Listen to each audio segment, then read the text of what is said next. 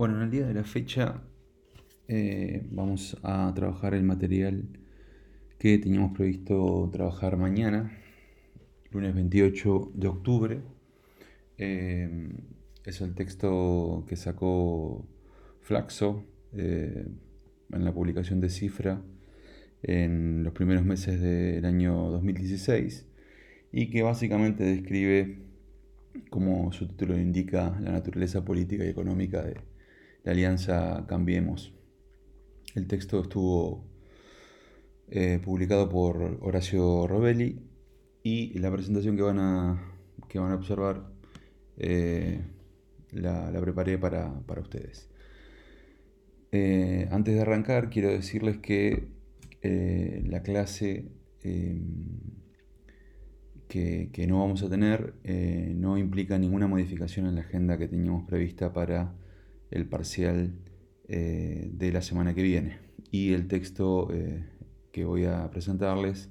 va incluido en esa evaluación. Lo que van a mirar a continuación implica no solamente cuestiones que hacen a conceptos que venimos trabajando durante la cursada, como Estado, régimen, gobierno,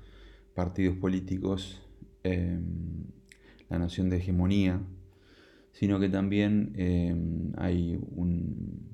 una propuesta que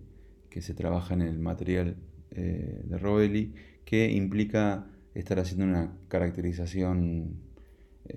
sociopolítica, digamos, de la coyuntura argentina actual. Bien, para arrancar, entonces, hay una caracterización de la alianza que,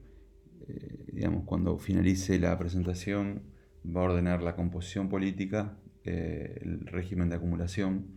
la particularidad histórica que tuvo la alianza Cambiemos en ese tiempo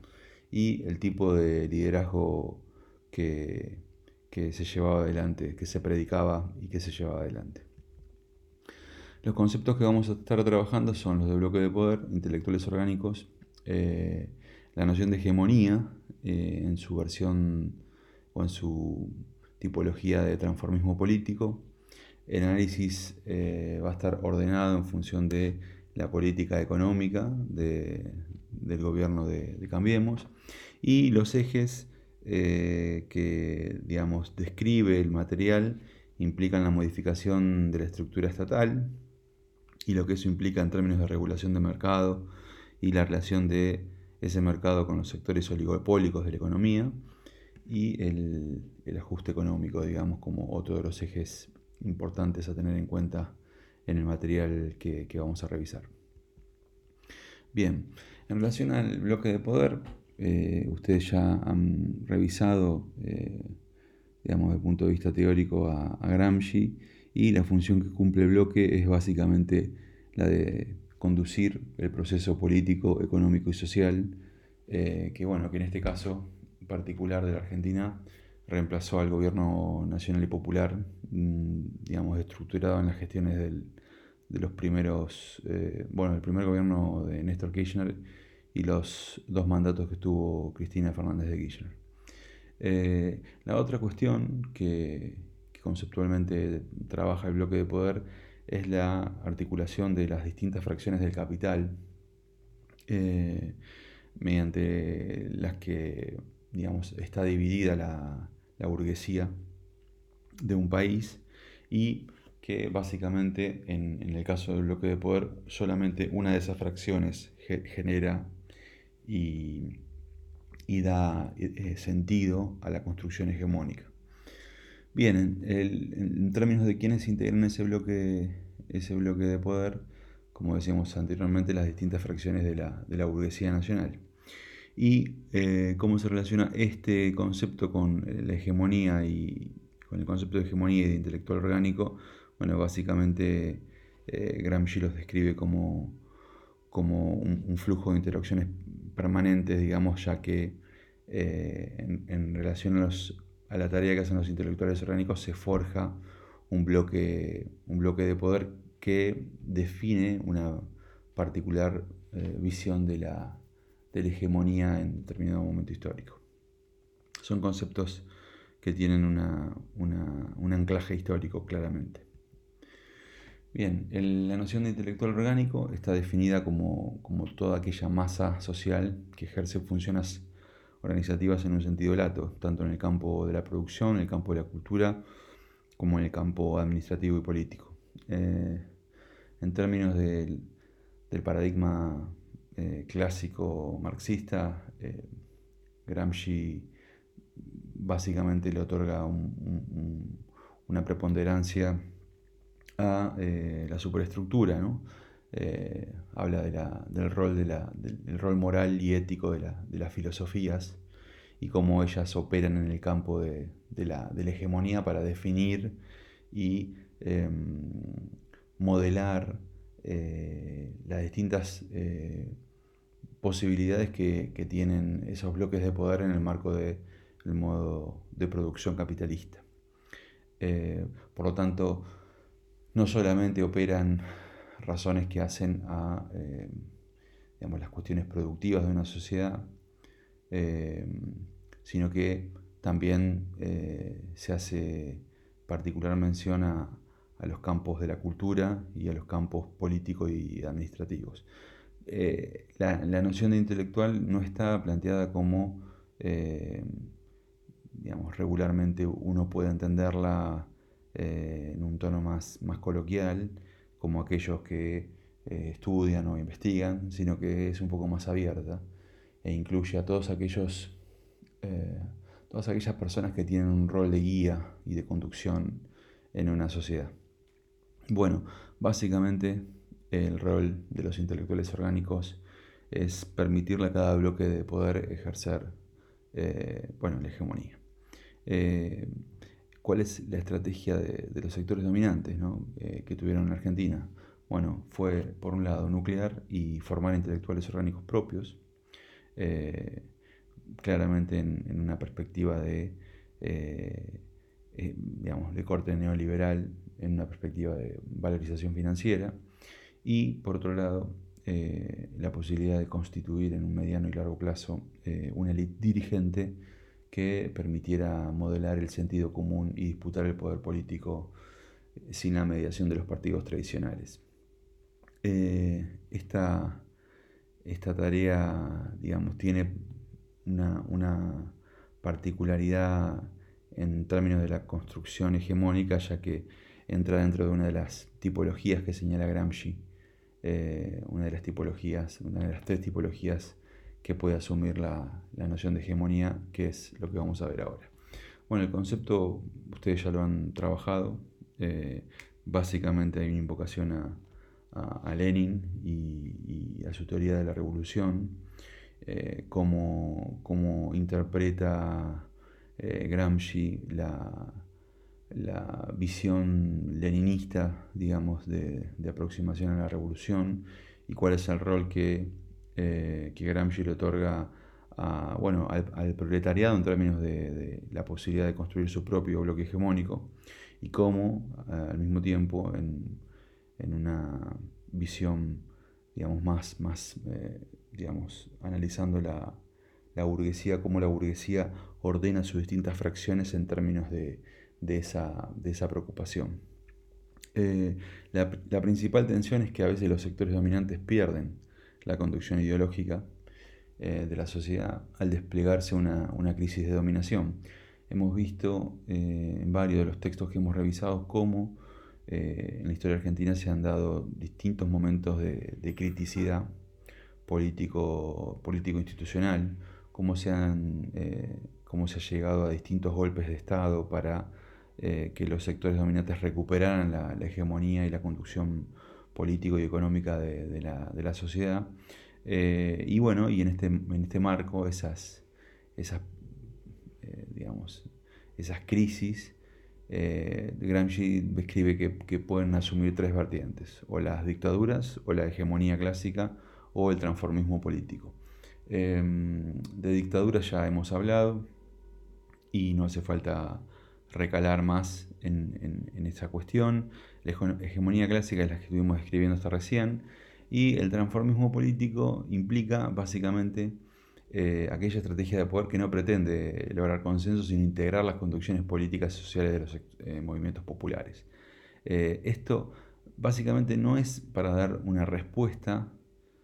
o una concesión a las demandas que esos propios sectores populares generan, sino más bien que lo que busca es la posibilidad de inmovilizarlos. Inmovilizar los sectores permite que a los sectores populares, permite a los sectores dominantes, digamos, mayor margen de maniobra y poder extender sus capacidades de dominación y sus capacidades de apropiarse en mayor medida de la renta social que genera cada sociedad. Claramente esto no implica y no permite una alternativa política y social, sino que se retroalimenta el patrón de acumulación de capital previsto y fijado por esos mismos sectores dominantes. Bien, los tres conceptos están de alguna manera en un esquema circular, retroalimentándose y definiendo, digamos, la etapa, ¿no? Como lo que sucede al interior del bloque de poder en virtud de la construcción particular de hegemonía que se logre, tiene una implicancia directa en el rol activo de los intelectuales orgánicos, y esto define y caracteriza a los procesos, ya sea de corte liberales o neoliberales, o los procesos que están más vinculados a cuestiones de transformación en nuestro país, en las modalidades de los estados interventores o benefactores. Bien, habíamos hecho un análisis, en la pasada por los distintos textos que hemos revisado por la materia, y habíamos visto que estaban los ciclos Kondratiev, los ciclos económicos largos también, como, digamos, al interior de los grandes ciclos económicos se daban distintas modalidades de régimen político y de alternancia entre gobiernos, pero al mismo tiempo mirábamos con mucha atención la forma que asumían los estados, el tipo de estado que cada etapa prefijaba. Habíamos señalado que había un momento de quiebre del modelo de acumulación de corte benefactor en 1976 con el golpe de Estado que llevó a la Junta Militar a cargo del poder político en la Argentina, que logró instaurar un régimen económico totalmente distinto a través del plan desarrollado por Martínez de Oz. Ese cambio de modelo hacia un modelo de características liberales tuvo una secuencia prolongada en el tiempo hasta el año 2001, donde se da la crisis del transformismo político, y esa alternancia que se había dado entre gobiernos militares, el gobierno radical y los gobiernos más vinculados al peronismo liberal conservador, se habían resquebrajado al asumir la alianza, que fue ese intento de radicales y frepacistas por generar un gobierno distinto a los precedentes, pero que terminó en una crisis político, económica y social muy, muy relevante, la más profunda que tuvo la Argentina, y permite una nueva modificación al régimen de acumulación y una reorientación del tipo de Estado entre el año 2002 y el año 2002-2003 hasta el año 2015. Ese esquema, de acumulación de los gobiernos de Néstor Kirchner y de Cristina Fernández de Kirchner tiene como una entidad y una lógica, similar hasta el año 2015, cuando se produce el cambio de gobierno y donde empieza a operar la reinstalación del modelo de valorización financiera a través del gobierno de la Alianza. Esa secuencia histórica es la que revisa el texto, el material, y de alguna manera es la que nosotros venimos trabajando durante todo este tiempo en la cátedra. Bueno, el planteo de Rovelli incluye a sectores dominantes, a los intelectuales orgánicos que responden a esos sectores dominantes y a las medidas económicas que se ejecutaron. Hay una descripción de cómo están compuestos los sectores dominantes. Digamos, dentro de este texto hay una descripción de cómo la oligarquía terrateniente se diversifica en los sectores de la industria, para más luego, digamos, que esos mismos sectores abrevan en una, digamos, en una apelación a sectores, digamos, de corte financieros más vinculados a las bancas externas, como en una misma secuencia histórica, pero que también define tres fracciones de la clase burguesa. En términos de intelectuales orgánicos, el material revisa la formación de 104 funcionarios que arriban con la Alianza Cambiemos al poder, y se analiza la formación de grado y de posgrado y la experiencia laboral que trae cada uno. Y de alguna manera también el material revisa las primeras medidas de gobierno que traen modificaciones en la política cambiaria, en la política comercial, en la política fiscal y generan un nuevo ordenamiento de intereses vinculados a la banca privada y a la banca externa. Bien, en este sentido, y para revisar el perfil de los funcionarios de Cambiemos, hay una caracterización entre la formación de grado y la formación de posgrado. En la formación de grado no hay grandes diferencias con la media de recibidos que tiene el país, pero sí hay una incidencia importante en términos de la formación de posgrado que para Rovelli tienen el 40% de los funcionarios que constituyen la Alianza Cambiemos, y que implica, digamos, un derrotero en términos de la relación que hay entre educación pública y privada, que está ordenado la primera, en la primera aproximación que tuvo la UCA luego del golpe militar en el año 55, y luego en una segunda etapa en la década del 80 y 90 con la Universidad Torcuato Di Itela, San Andrés y Austral. Esta primera caracterización de los funcionarios que integran el gobierno de Cambiemos hace una primera asociación con esta idea de intelectuales orgánicos y cómo esta formación particular en la UCA ordenada por intereses vinculados con la iglesia y en los demás con intereses vinculados a las empresas extranjeras, cuál es la incidencia que esto tiene sobre la composición del gobierno actual. Y también hay un análisis de por lo menos las tres fundaciones más importantes, la Fundación Mediterránea, la Fundación Fiel y la Fundación SEMA, cómo estos espacios se fueron nutriendo, se fueron consolidando y fueron generando cuadros decisivos en las gestiones de gobierno, digamos, a partir de la década del 80, en un modelo que había empezado también a gestarse en momentos previos, digamos, en las décadas anteriores. Por parte de la Fundación Mediterránea, el mayor exponente es Cavallo, fundación que se ordena como un think tank en Córdoba, con apoyo de la principal empresa comercializadora de alimentos, Arcor. En el caso de Fiel, es una fundación porteña, digamos, que tiene un fuerte apoyo de intereses que vienen del puerto.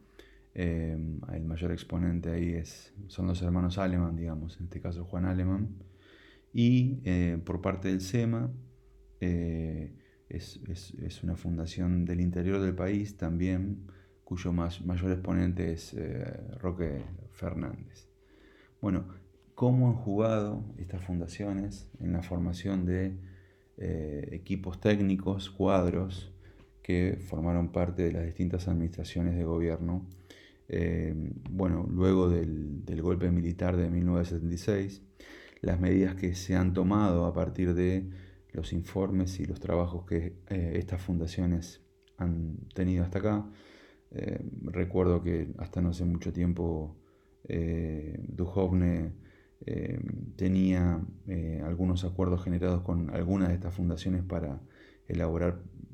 procesos o propuestas de reforma fiscal en la Argentina, así que el grado de gravitación y de incidencia que tienen sobre la realidad política nacional es muy importante. Y bueno, recupera también Rovelli esta perspectiva. Bien, después hay un análisis respecto de la procedencia laboral de los funcionarios. En la gran mayoría de los casos se tratan de funcionarios que tienen algún tipo de relación con empresas extranjeras o con bancos extranjeros. Por supuesto que no es el global, pero es un número bastante importante en relación a esa muestra que se evaluó. Y de alguna manera cómo convive o cómo combina los estudios de posgrado, la incidencia de las fundaciones y la experiencia laboral de los funcionarios da de alguna manera un fundamento, según el texto, a esa apreciación respecto de cómo operan los intelectuales orgánicos en esta etapa de gobierno de la Argentina. Bien, los sectores dominantes, el bloque de poder y los intelectuales orgánicos fueron, teniendo una incidencia en lo que primeramente hubo en Argentina como fracción de clase más poderosa, la oligarquía terrateniente, para pasar a una burguesía de características más diversificadas en la industria y finalmente llegar a los criterios de valorización financiera que hemos revisado hasta acá y que están asociados directamente con el capital financiero internacional. En este caso, vuelve a tener mayor preponderancia dentro del bloque hegemónico el capital extranjero compuesto por bancos y empresas externas por sobre los intereses de las fracciones de clase terratenientes y los grupos económicos locales. Esta rotación dentro del bloque hegemónico empieza a operarse desde el primer momento de la gestión de Cambiemos, directamente cuando asume la gestión el actual gobierno de este país. Bien, y las condiciones para desarrollar hegemonía entre el 76 y el 2001 estuvieron más relacionadas con los grupos económicos locales, a pesar de la apertura económica, a pesar de la incidencia de los capitales externos. La fracción de clase estaba más definida por empresas de alto poder adquisitivo, pero de corte local, para tener en este 2015 una mayor preponderancia de grupos económicos foráneos, como les decía anteriormente, los bancos transnacionales y las empresas externas, en el marco de estar pensando una modalidad particular de capitalismo que tiene la Argentina relacionada con el capitalismo global. Bien. En este caso, esa incidencia de los intelectuales orgánicos para el común denominador determinó una perspectiva del Estado, con características meritocráticas. Se llamó el gobierno de los CEOs porque había muchos directivos de grandes empresas asumiendo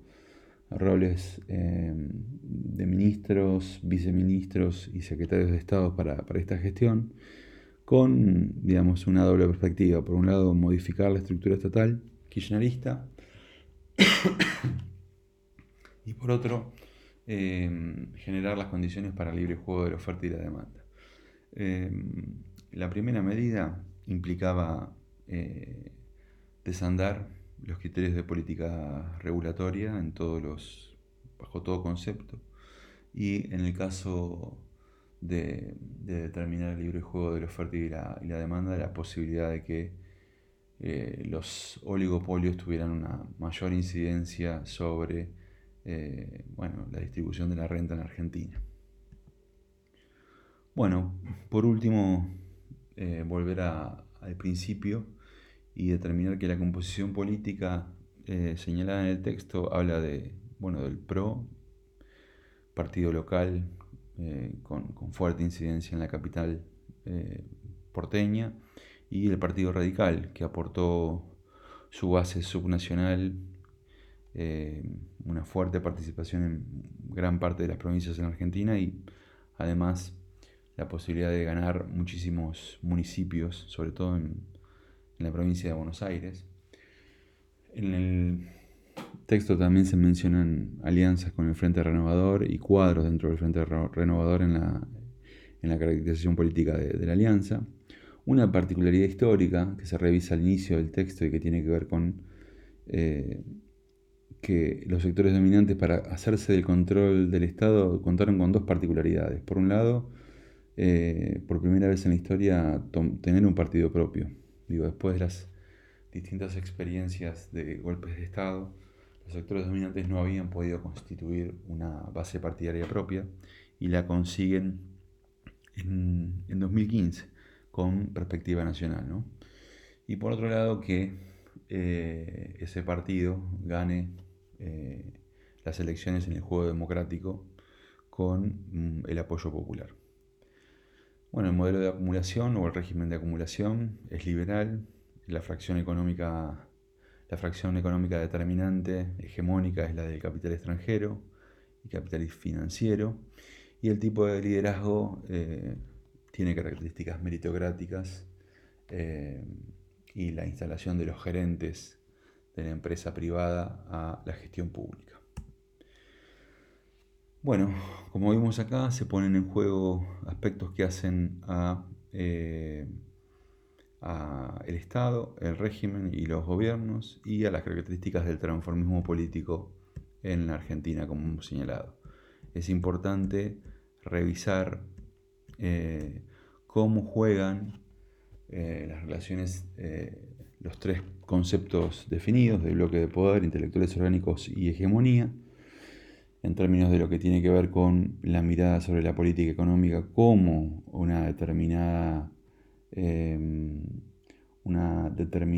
situación hace que determinados intelectuales orgánicos participen de la gestión pública y definan determinadas medidas económicas que afectan a los factores económicos, sociales y políticos de toda la nación. Y en términos de la secuencia, y la modificación de propuestas dentro del Estado, cómo describe el autor esas modificaciones a la estructura estatal y a las implicancias que esto tiene sobre el ajuste económico. Muchísimas gracias. Buenas noches.